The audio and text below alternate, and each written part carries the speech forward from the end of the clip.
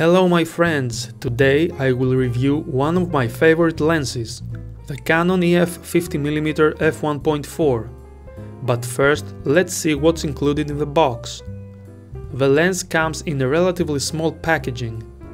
Inside you will find the instruction manual and the warranty card. Unfortunately, a hood is not included in the box. Good job, Canon! Anyway, the build quality is very decent, much better than the Canon f1.8 version 2. The lens costs around 350 euros in Greece. It has an AF/MF clutch which enables auto and manual focus respectively. Canon also offers proper distance markings and manual focus override, which makes focusing during video an easy task. The focus ring is rather smooth on the hand and pretty accurate. The 50mm is made in Japan, accepts 58mm filters and weighs only 268 grams. It has a maximum aperture of f1.4, which makes it bokeh-licious. When set at f1.4, the out of focus area is pretty smooth and the bokeh balls have a nice round shape.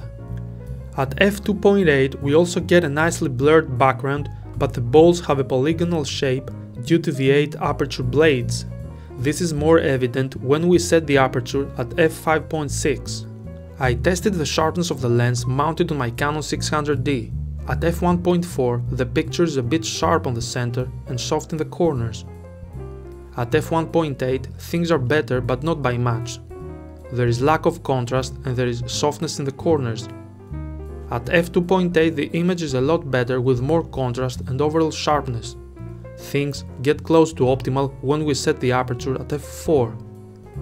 If however we want to get the sharper results, we have to set the camera to f5.6.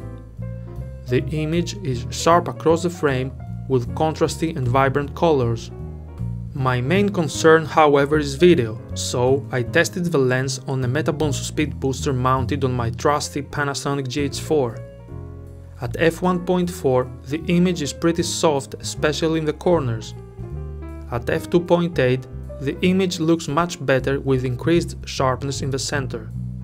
We get the optimal image quality at f5.6, where the footage looks crisp and sharp across the frame. When it comes to chromatic aberration, aka color fringing, the Canon suffers, especially when set at f1.4. You see the purple lines around the writings on the paper. At f2.8 the problem is almost gone. If you want to get rid of it, set your camera at f4. The reason I bought this lens instead of the cheaper f1.8 is because of its ability to properly perform manual focus. The focus ring is rather smooth and pulling focus is pretty easy. Just take a look at the footage. I know that the Canon f1.4 isn't a proper cinema lens and that's why it suffers from lens breathing, but I can live with that. What I can't live with is the focus by wire that the cheaper version offers. That's all for today my friends. If you liked my video, give me a thumbs up.